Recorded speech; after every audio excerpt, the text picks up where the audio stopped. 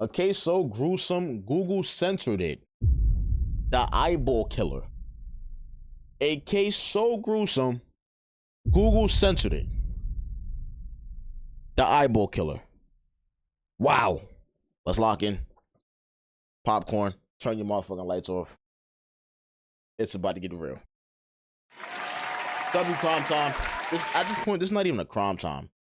This is more like, how do I say this?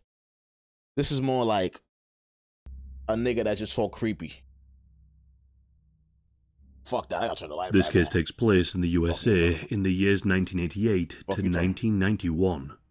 Dallas police officers were called to a quiet residential street. Someone had found a body. Her face was bruised, and it was clear that something horrific had happened to her. However, as they looked closer, one detail made even experienced detectives recoil in shock. Whoever had done this was beyond twisted.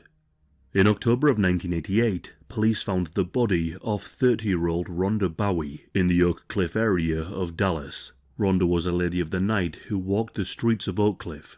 Her life ended violently on a secluded stretch of road.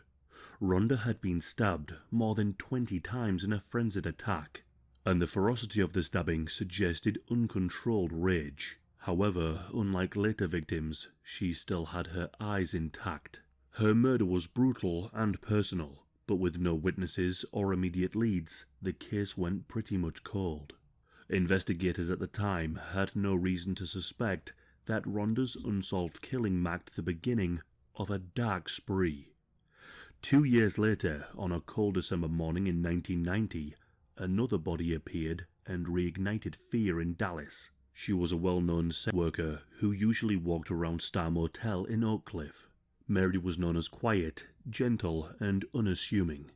She didn't openly flag down clients from the street. She wore a simple jeans and t-shirt outfit and waited for people to approach her. She kept her night work secret from her elderly parents, even occasionally sleeping at their suburban home without them knowing about her double life. Mary's gentle personality and her vulnerability made what happened to her even more shocking. She was found lying face down in an undeveloped area of South Dallas early in the morning. She was naked except for a t-shirt, which had been pushed over her chest. Mary's face and torso were covered in dark bruises from a vicious beating. She had also been shot at close range in the back of her head with a .44 caliber gun execution style. A local resident who discovered her was so disturbed by the sight that he covered up Mary's exposed body with a bedsheet before the police arrived. An experienced homicide detective named John Westphalen was assigned to the case, and he quickly saw the difficulties ahead. Mary's body had clearly been dumped at the lonely site after her murder, meaning that nobody saw where she was actually killed. No murder weapon was found, no fingerprints were discovered, and no obvious suspects emerged. The crime scene was shocking and disturbing enough, but when the medical examiner made a shocking discovery, it made the case even more twisted. The examiner noted needle marks on Mary's arms and a small Playboy bunny tattooed on her chest. She then examined a lethal bullet found in Mary's skull. But then, when this doctor gently opened Mary's eyelids, she gasped at not what she found, but what she didn't find. Mary's eyeballs were missing. Behind the eyelids, the sockets were completely empty. The cuts around each eye were so clean and precise, as if it was performed by someone familiar with ocular anatomy. The surrounding facial tissues and eyelids were relatively untouched. Even experienced investigators were stunned. The Dallas police deliberately kept the details of Mary's missing eyes out of public knowledge at first. This was a unique signature only known to the killer and the investigators. Desperate for leads, Westphalen contacted the FBI's Violent Crime Apprehension Program database searching for answers, but none were found. And Dallas's most deprived killer was only just beginning. On the 10th of February 1991, roughly 2 months after Mary's murder, another body was found. This time, It was clear that a serial predator was stalking Dallas. That's a fact. Early that Sunday morning, a passerby found the nude body of 27-year-old Susan Peterson along a Okay, so this nigga's just out here killing women, basically. roadside in southern Dallas County. She was found on the same quiet road where Mary Pratt's body had been dumped. Susan was one of the most well-known sex workers in Oak Cliff. She was described as a striking woman with a fierce reputation. Unlike Quiet Mary, Susan was known as bold and aggressive. She openly cursed at police and threatened other women who tried to encroach on her territory. Susan was also skilled at stealing money from clients during intercourse. Susan's body was taken away for an autopsy. It revealed merciless violence. She had been shot 3 times at close range. One bullet entered the top of her head, one in her chest, and another in the back of the head. Multiple bullet wounds suggested overkill, as if the killer wanted to ensure that she was dead. A large gunshot wound also disfigured Susan's left breast. And again, when the medical examiner lifted Susan's eyelids, the gruesome signature was confirmed. Her eyeballs had been carefully carved out of their sockets. Alright, bro, what's wrong with this nigga and eyeballs gang? What's wrong, my nigga? Come on. Like, come on, bro. Another woman had been murdered, with her eyes missing. Police leadership quickly called emergency meetings. They faced the chilling reality that a serial killer was now active in Dallas. Detective Westphalen described him as a repeater, someone certain to strike again. Whoever had done this, he had deliberately dumped the bodies in residential areas, ensuring that they would easily and quickly be found. Perhaps he was doing this to taunt law enforcement, or even to spread fear. Investigators debated Dang, you're the only black person streaming at this moment, so I'm back. Released to the public. Interesting. Some detectives believed withholding details would prevent spooking the killer into changing his methods. I appreciate that. However, because the victims were in a certain profession, the police felt obliged to warn this specific community. Authorities issued a public alert informing local women about a murderer targeting women like them. Flyers appeared at motels and on streets urging women to remain vigilant or avoid working altogether, which of course for some very vulnerable women, this was a big ask. The police withheld details about the missing eyes. However, information did leak to the press, and this killer was given the nickname the Eyeball Killer, and this soon spread amongst the media and the... I mean, I'm not gonna lie, it is 1980s, like around this time, it is 1980 to 1991, so I mean, there's no cameras. You feel me? So obviously, I feel like around that time, a nigga could do whatever the fuck he wanted. Not saying it like that, but a nigga could do that and do a lot. You feel me? Public. After these terrifying murders came to light, police went and spoke with local women who were in this profession. And these women no longer avoided the police. Instead, they crowded around the officers, desperate for protection and information. Some women gave officers lists of their most violent or suspicious clients, men who had enjoyed restraining or hurting them or doing unconsensual things. One woman named Veronica came forward. She approached officers with dramatic but inconsistent stories. Veronica claimed to have witnessed Mary Pratt's murder directly, but other times she said that a man bragged to her about killing Mary. Her descriptions of the attacker constantly changed. First he was white, then Hispanic, and then black. Officers who heard Veronica's stories often dismissed her, believing drug addiction had made her confused and unreliable. Yet one detail Veronica mentioned remained oddly consistent. Veronica was once with a client in his car, parked down a side street. But the client wanted too much from her, and she wanted to leave. But the client wasn't willing to let her go. She was subsequently essayed, but luckily, she managed to escape. According to her, she ran away from the attacker's car and into a nearby house where a man named Axton Schindler lived. A key piece of information you will need to remember. Police officers passed Veronica's tip about Axton Schindler to homicide investigators, but due to miscommunication or overload in the fast-moving investigation, the information never reached Detective Westphalen. As a result, the case still had no prime suspect. She probably had something to do with it. Was slipping away, or knows who did it. And the unknown killer was already preparing to claim another victim. In the early hours of March 19th, 1991, Then why everything happens in March? My birthday? It's like around my birthdays, bro. It's like I've been watching like crime time shit lately, bro, and a lot of shit that happens be in March, my nigga. The fuck is that? struck for a third time, changing his pattern just as police had feared. Shirley Williams was a 41-year-old black woman lady? working two difficult jobs. During the day, Shirley was employed as a maid, and at night, she occasionally resorted to selling her services. You know what's so crazy? Imagine watching this when you're home alone. Lights off, nobody in the crib. This would be I'm not gonna lie, I wouldn't even attempt to turn this bitch on. No bad. Around the motels of Oak Cliff to make ends meet. On the rainy night of the 18th of March, Shirley finished cleaning rooms at the Avalon Motel. She then slipped out into the streets of Oak Cliff, Rest in peace, searching Shirley, for man. clients. Another worker recalled seeing Shirley unsteady on her feet. She was wearing blue jeans and a yellow raincoat, and appeared to be under the influence of drugs. This was the last known sighting of Shirley alive. At 6:20 the next morning, a horrifying scene unfolded in a South Oak Cliff neighborhood. Really? Never? On a residential street curb, just half a block away from an elementary school, a passerby discovered Shirley's nude body laying against the pavement. Damn. School was set to start within minutes, and children would soon be passing by. The urgency of the situation intensified the police response. When homicide detectives arrived, they faced a grimly familiar sight.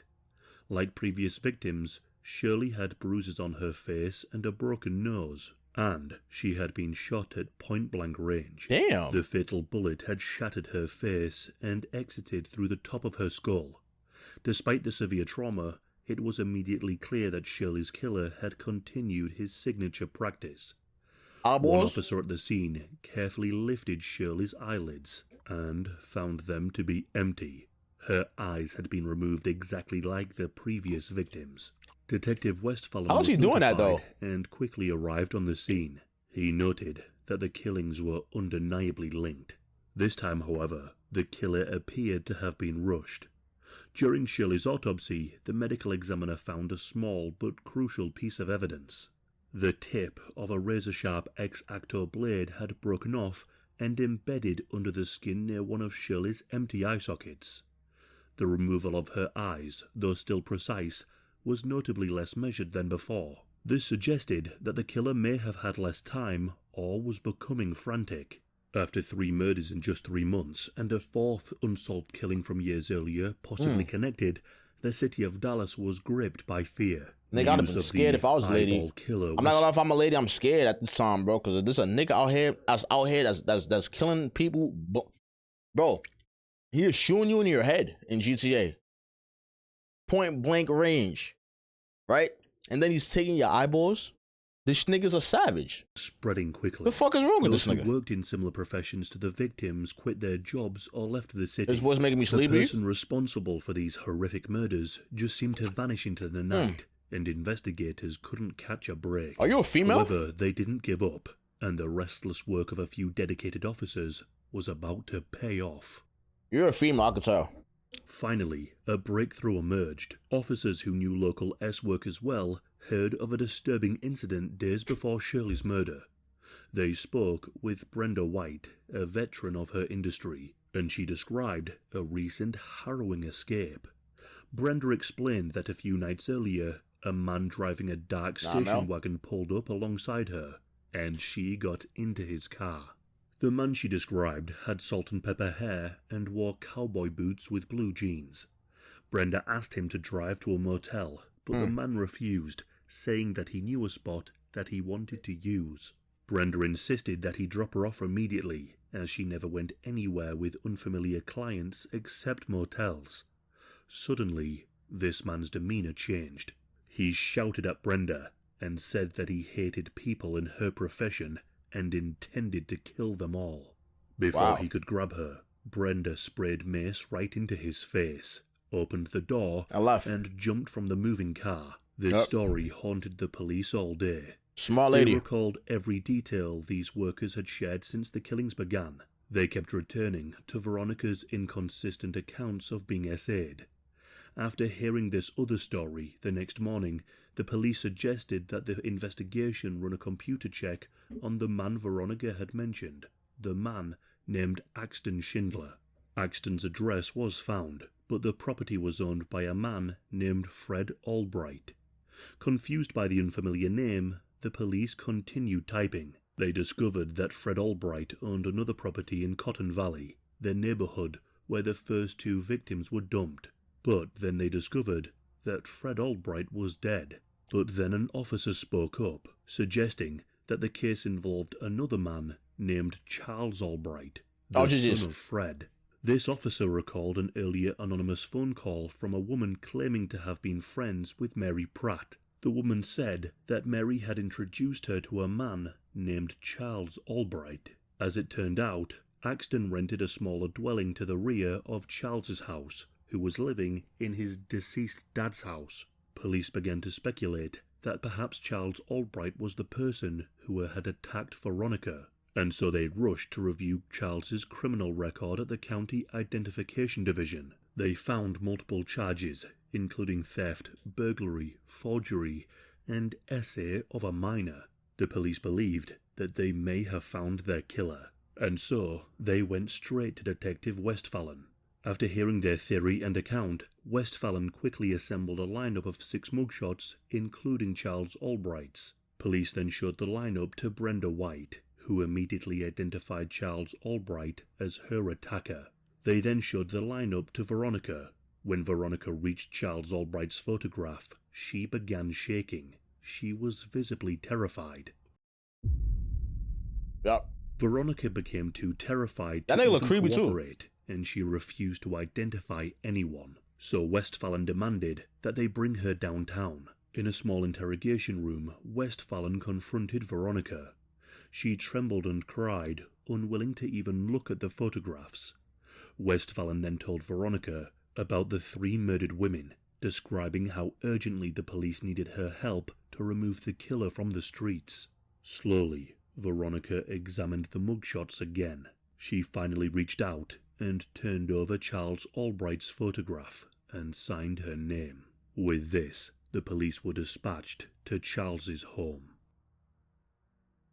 At 2:30 in the morning, on the 22nd of March 1991, tactical officers stormed the front door to Charles's home. Charles was quickly detained.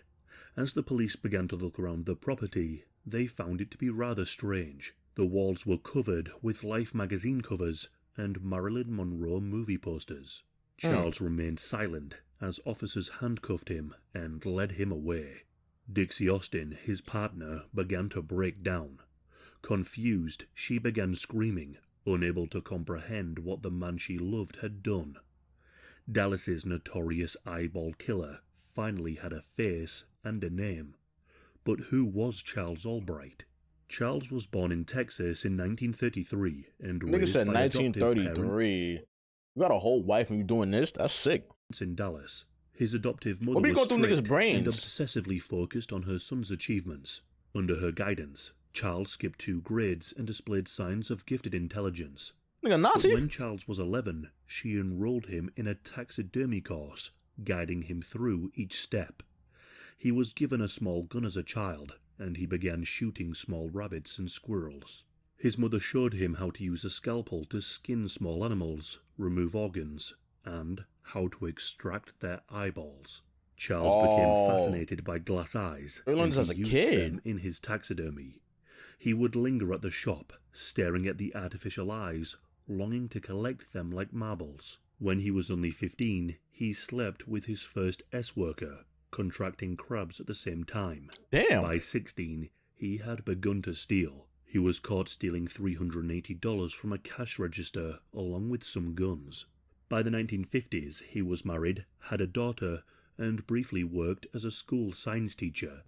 Yet beneath his outward normalcy, Charles engaged in forgery and petty crimes. He served a little bit of time in jail, but when he got out of prison, he maintained a likable image among his friends and neighbours, many even trusting him to babysit their children.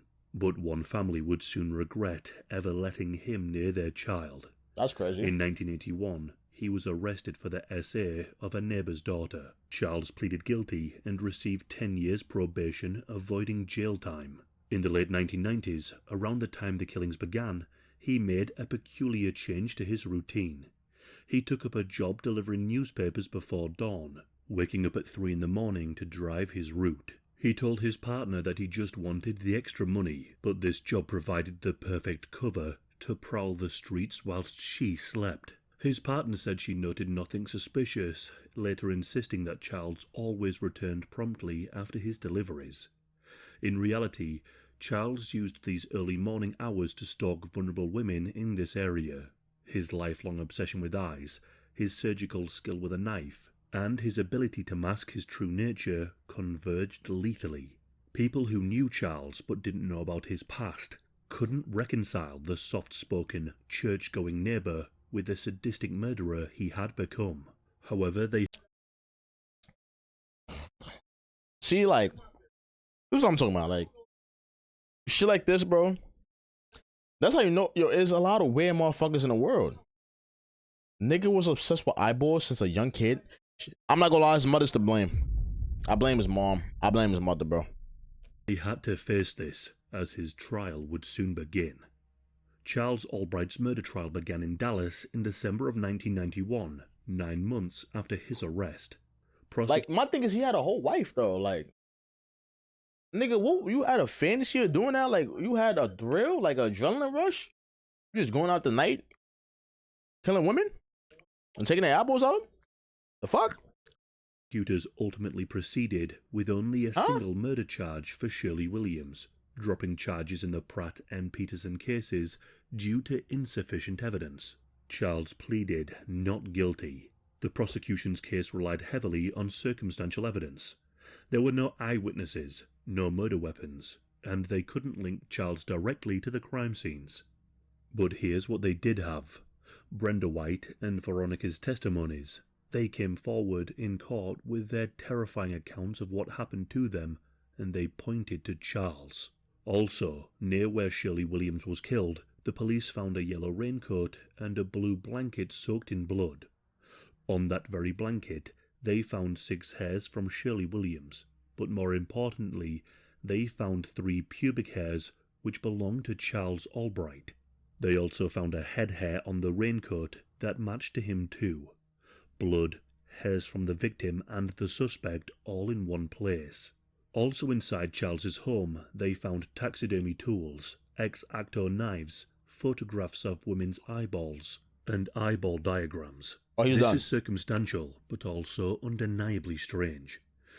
But there was more. Investigators vacuumed his truck and his house, and inside the vacuum, they found more hairs from Shirley Williams, along with hairs from the other victims, Mary and Susan. They also compared fibers from the blanket found in the field to fibers on 2 of the victims' bodies. They matched.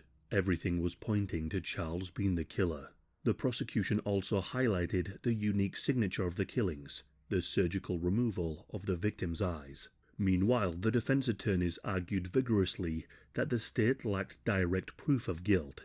They emphasized to jurors that no eyewitness placed Charles with any victim on the night of the murders, and that the police never recovered the missing eyes nor the handgun used in the killings. The defense described the hair evidence as weak, arguing that the fibers proved to be nothing more than just circumstantial.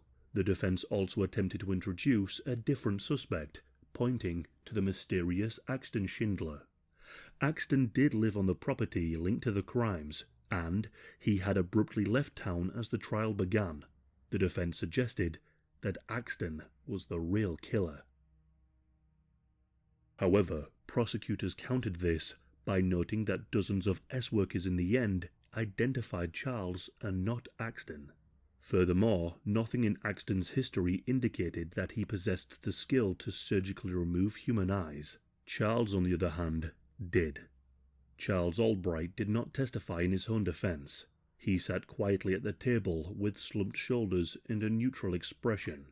On the 18th of December 1991, after deliberating for less than 1 day, the jurors found Charles Albright guilty of murdering Shirley Williams. Charles showed little reaction as the judge sentenced him to life imprisonment, Behind him, his loyal partner Dixie collapsed into tears. Damn. After the trial, Charles was sent to prison to serve his life sentence. He never confessed to the murders and maintained his innocence. Charles was only convicted for Shirley Williams's murder, although authorities believe he killed at least 3 women and possibly a 4th, Rhonda Bowie. However, this is still uncertain. Decades passed as Charles remained a quiet, elderly inmate. He appealed his conviction multiple times, but without success. Got denied. In a final twist, modern forensic testing revisited key evidence. In 2019, nearly 30 years after the trial, hairs presented as critical proof were subjected to DNA analysis, and the results were startling. The hairs were not from a human, they came from a dog. This revelation cast uncertainty over forensic evidence that had sealed Charles's fate. It raised the possibility that an error had contributed to his lifelong imprisonment. Wow. Charles's defense had long felt uneasy, and some investigators now questioned if they had convicted the wrong man. Charles Albright died in prison on the 22nd of August 2020, aged 86. Damn. But before you suggest he was wrongfully imprisoned, there was other evidence linking him to the crime. And along with this circumstantial evidence, his attorney later reflected on Charles Albright's dual nature, describing him as fascinating, but leaving an uneasy, lasting impression. There was one memory that haunted his attorney. He recalled introducing his wife to Charles during the trial years, only to have Charles gaze at her and remark that she had beautiful eyes.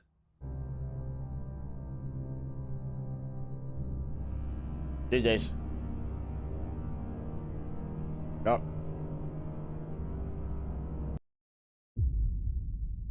I'm not gonna lie, I can't watch this shit. This shit is so scary and sickening, bro. This shit makes my heart drop. Especially like his voice and the fucking the creepy ass music in the background. That shit is crazy, bro. That shit is crazy, my nigga. I ain't gonna lie.